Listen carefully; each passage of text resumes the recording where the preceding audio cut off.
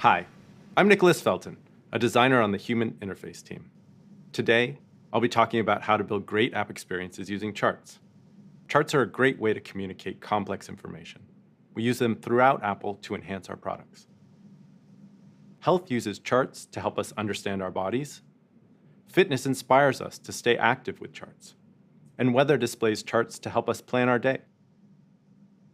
We know that developers love them as well, and we see inspiring examples in every category, from the detailed workout analysis in Strava to the playful progress charts in Duolingo. Charts can be found everywhere, and when well designed, can reveal subtleties in data that you cannot communicate easily through text.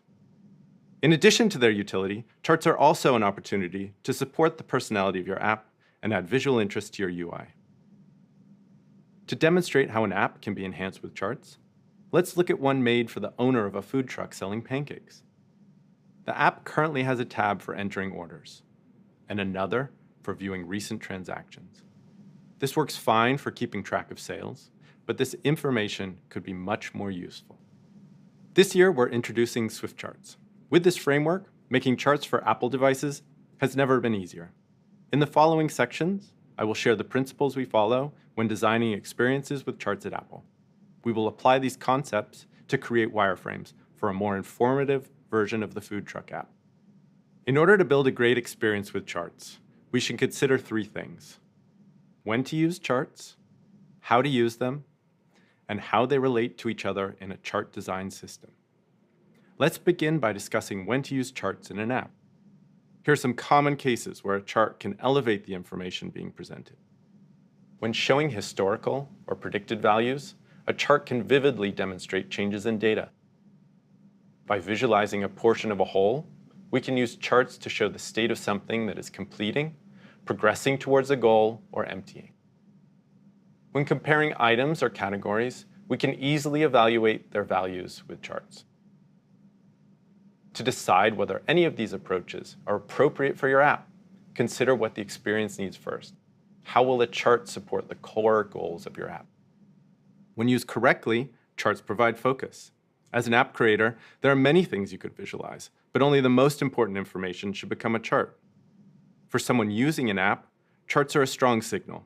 They direct attention to the information you want them to understand. The goal of the food truck app is to improve the operation of the businesses using it. If we can use charts to turn a list of transactions into actionable information, food truck owners will welcome the improvement.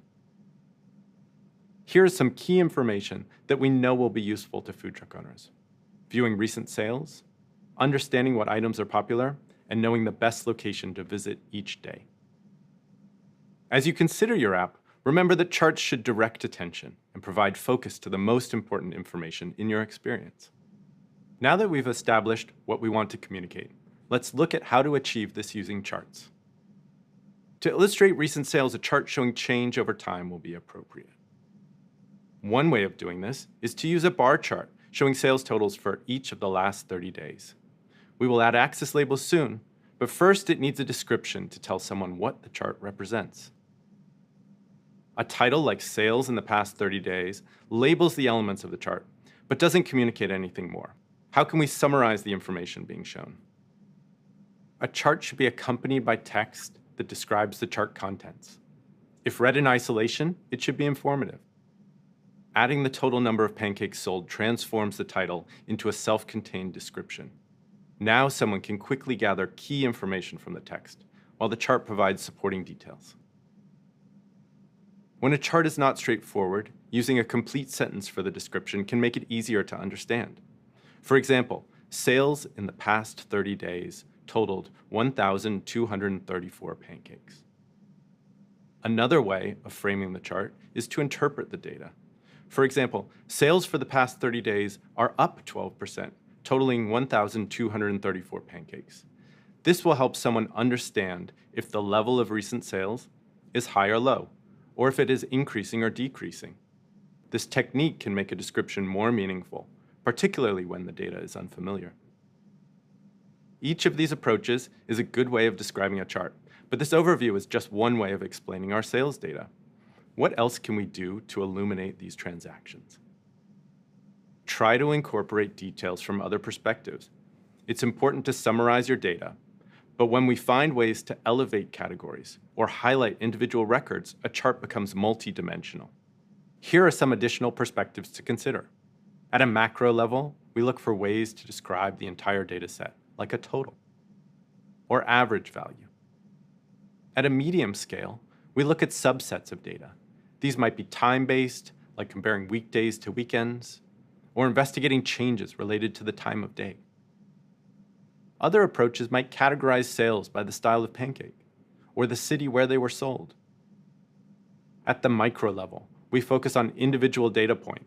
The last transaction or largest sale are important small-scale details you may want to call out in your charts. The more carefully you observe a data set, the more detail will emerge. Some of the perspectives we've identified could be useful to food truck owners planning their inventory or sales locations.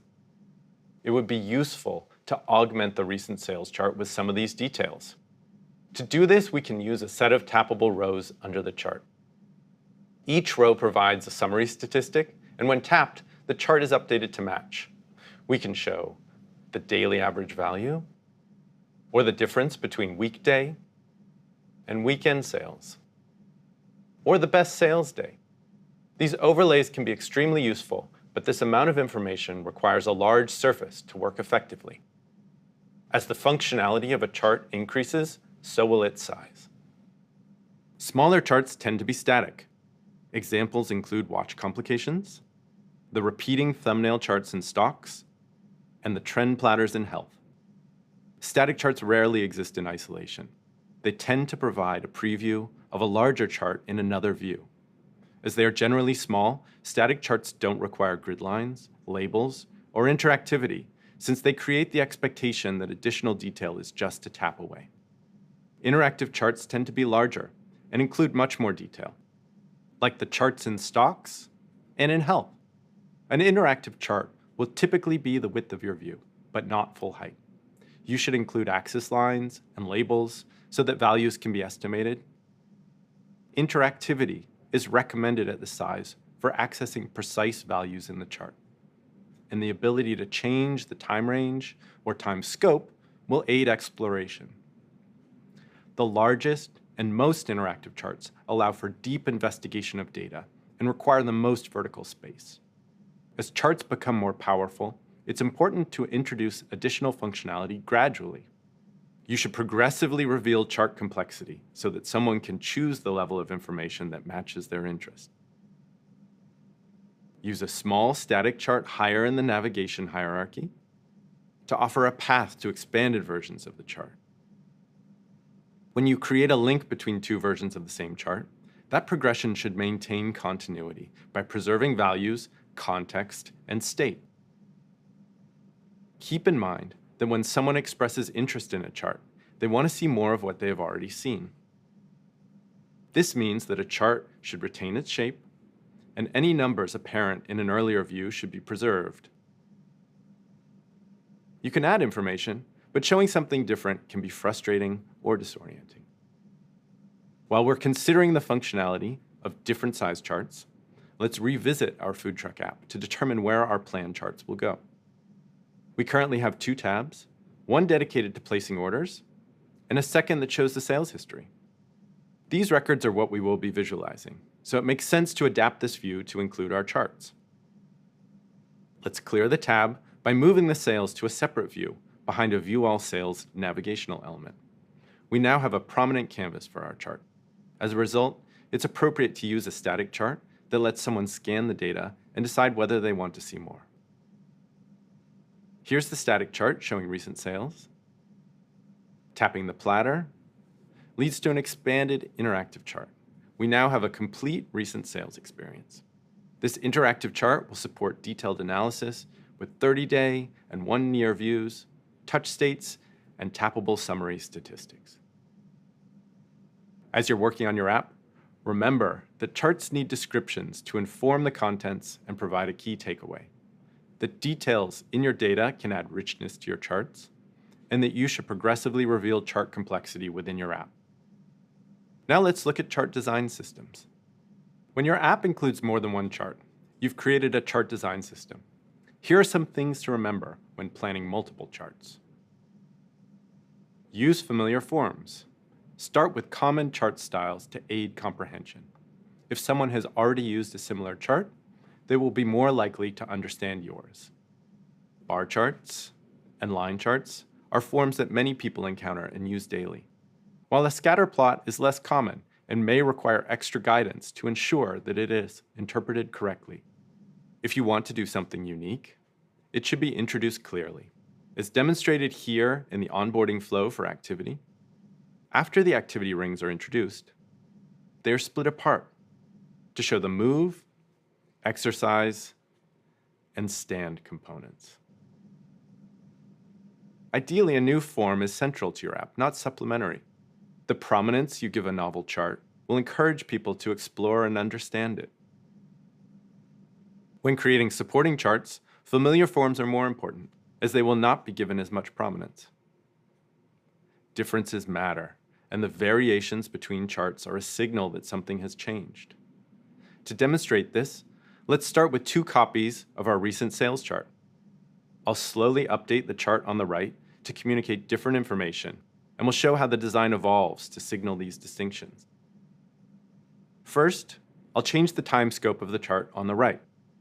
Rather than showing recent sales, it now shows sales for the last 12 months. I've changed the description and updated the chart to show 12 months of data. Minimal changes are required for this modification. If I want to change the type of data being displayed in the right-hand chart, it may not be sufficient to only change the description.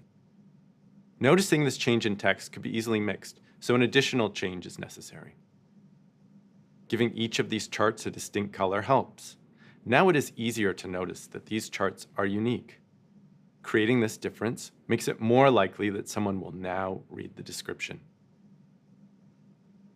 Finally, I want to update the chart on the right to show the range of daily sales for each of the past 12 months. This requires both a change to the description and the way that the data is represented. To underscore the significance of this change, modifying the styling of the bars is appropriate. The chart on the right now conveys a different subject, different time range, and different metrics. The design is purposefully distinct to ensure that these differences will be noticed. We can apply these principles to the other 2 charts we need for our food truck app. To complement the recent sales, I'd like to add another chart that shows the most popular style of pancake. One way of showing the most popular style is to compare the relative sales level for each pancake. Since we are interested in the last 30 days as a whole, we only need 1 bar to compare the popularity of styles. If I separate the bars, I can compare their sizes more clearly, but this starts to look like a time series chart again. By making the bars horizontal, I can accentuate the difference between this chart and the recent sales chart. The horizontal orientation also lets me make the bars longer without needing to make the platter on the sales tab taller. In this preview platter, I've omitted labels to focus only on the top style. In the detail view, each bar is labeled and the relative values are visible. For our final chart, we would like to show sales in the 2 cities where the truck operates for each day of the week. For this, we will need to do something a bit specialized. The context for this chart is sales by day of the week. In this case, we want to look at each day independently. Here are the average daily sales for each day of the week over the past 30 days. As the food truck operates in both Cupertino and San Francisco, we need to split these bars to represent each location. Finally, let's convert these bars into lines to focus on the daily changes. I've added this chart to the Sales tab and included a description to summarize the data. In this case, the best sales day over the past 30 days was Sunday in San Francisco. The subsequent detail page is the last chart we will add to the app. It provides additional interactivity and details, including keys for the 2 lines. We've now sketched out the set of charts we plan to add to the Pancake Food Truck app. Using charts to show recent sales, popular items, and top days and locations will dramatically improve the utility of this app. As you work on your app, remember to use familiar chart forms to assist comprehension and intentionally create differences between your charts to improve their interpretation. In this talk, we discussed when to use charts, how to use them, and how they relate to each other in a chart design system. Applying these principles will help you communicate data in your app with more clarity and appeal. To continue learning about chart design, you can watch Design an Effective Chart, or for an introduction to Swift Charts, watch Hello Swift Charts.